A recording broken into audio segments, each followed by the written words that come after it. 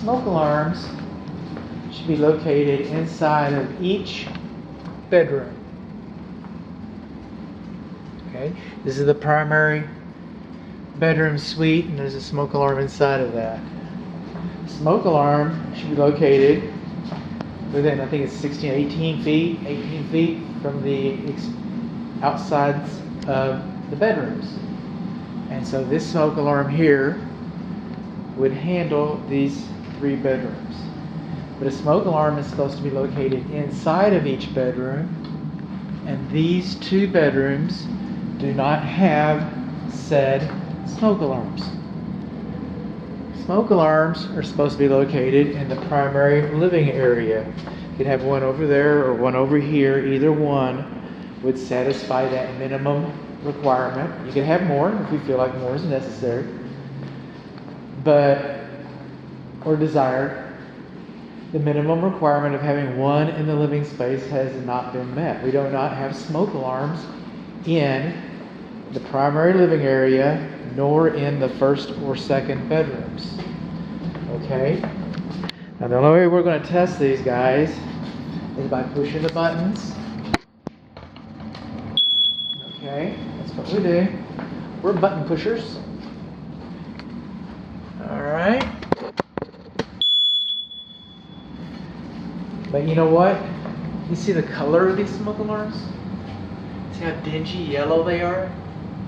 The manufacturer makes the plastic so that it yellows out after it's exceeded its economic life. When you don't go shopping for beige smoke alarms, they're always white. By the time they get beige, it's time to replace these smoke alarms. Not the batteries. The smoke alarms and the batteries inside of it says it has a 5-year battery. I think that's what it is. So it's a built-in 5-year battery. 10-year smoke alarm. That smoke alarm's over 10 years old. What did it say? With built-in battery. 10-year smoke alarm with built-in battery. So after 10 years, this smoke alarm should go be recycled.